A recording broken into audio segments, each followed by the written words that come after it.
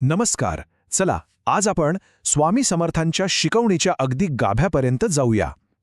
त्यांच्या शिकवणीत एक असं दिव्य आश्वासन आहे जे खरं तर लाखो भक्तांसाठी शक्ती आणि शांतीचा एक मोठा स्रोत आहे. काय आहे हे आश्वासन? चला ह्याचाच शोध घेऊया. असं होतं ना कधीकधी की आयुष्य खूपच जास्त थकवून टाकतं. म्हणजे आयुष्याच्या प्रवासात असे क्षण हमखास येतात जेव्हा वाटतं की आता बास. प्रत्येकाच्याच बाबतीत कधी ना कधी असं घडतंच. पावलं इतकी जड होतात की उचलता उचलत नाहीत आणि समोर पाहिलं तर फक्त अंधार, पुढचा रस्ताच दिसत नाही. सगळीकडून एक निराशाच दाटून येते जणू. आणि मग अशा बिकट क्षणी जेव्हा वाटतं की सगळी दारं बंद झाली आहेत, तेव्हा मन सैरभैर होतं, एका आधारासाठी तळमळतं. पण प्रश्न हा आहे की हा आधार शोधायचा कुठे?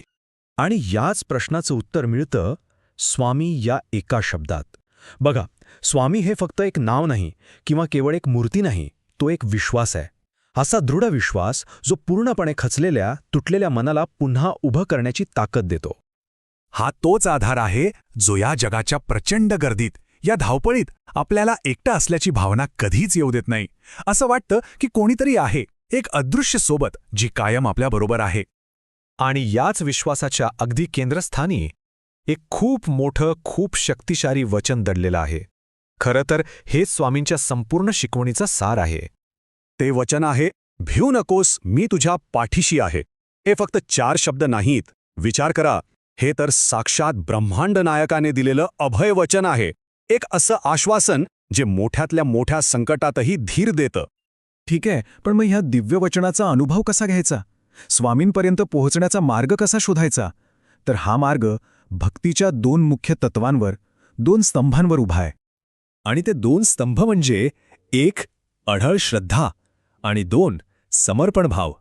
याच त्या 2 पायऱ्या आहेत ज्या आपल्याला त्या दिव्य अनुभवापर्यंत घेऊन जातात. चला पहिली पायरी बघूया, अढळ श्रद्धा. म्हणजे काय?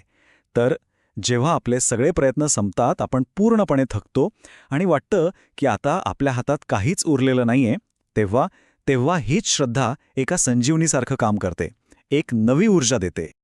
आणि दुसरा स्तंभ आहे समर्पण. आता समर्पण म्हणजे हात टेकणं किंवा हार मानणं नाही, अजिबात नाही. तर एका मोठ्या शक्तीवर, एका दैवी शक्तीवर पूर्ण विश्वास ठेवून स्वतःला तिच्या हवाली करणं, तिच्या स्वाधीन करणं. आणि खरं सांगायचं तर हेच खऱ्या भक्तीचं मूळ रहस्य आहे. खरी भक्ती तिथेच सुरू होते जिथे आपलं मी पण संपतं, आपला अहंकार गळून पडतो. हे बघा, किती सुंदर शब्दात मांडलंय. जिथे मीपणा संपतो आणि स्वामीपणा सुरू होतो. म्हणजे काय? तर जिथे कर्तेपणाचा भाव संपतो आणि स्वामीच सर्व काही करत आहेत, हा भाव जागा होतो. तिथूनच खरी भक्ती सुरू होते. या अवस्थेत पोहोचल्यावर आपण फक्त एक निमित्त मात्र उरतो, एक माध्यम. सगळं काही करणारी आणि करून घेणारी शक्ती तर ती दैवीच असते. आपण फक्त तिच्या हातातलं एक साधन बनतो. आणि जेव्हा हे समर्पण मनापासून घडतं ना, तेव्हा एक खूप खास, खूप वैयक्तिक अनुभव येतो. असं वाटतं की ती शक्ती, ते स्वामी थेट आपल्याशीच बोलतायत, आपलीच काळजी घेतायत. आणि मग ते शब्द कानात घुमतात. तुझं रडणं मला ऐकू येतंय, तुझं सोसणं मला दिसतंय. थोडा धीर धर लेकरा, तुझ्या कर्माचा हिशोब मी स्वतः निस्तारतोय. या शब्दांमधून जो दिलासा मिळतो ना, तो शब्दात सांगण्यापलीकडचा आहे. आणि ज्याला हे आश्वासन मिळतं, ज्याच्या हृदयात स्वामींचं हे स्थान पक्कं होतं, त्याचं मन मग पूर्णपणे निर्भय होऊन जातं. मग जगातील कोणतंही वादळ आलं तरी त्याला भीती वाटत नाही. तर मग आपल्या सगळ्या चिंता, सगळ्या काळजा स्वामींच्या चरणी अर्पण करून टाकूया आणि एका अंतिम जयघोषात सामील होऊया. श्री स्वामी समर्थ. पण जाता जाता एक विचार मनात येतोच.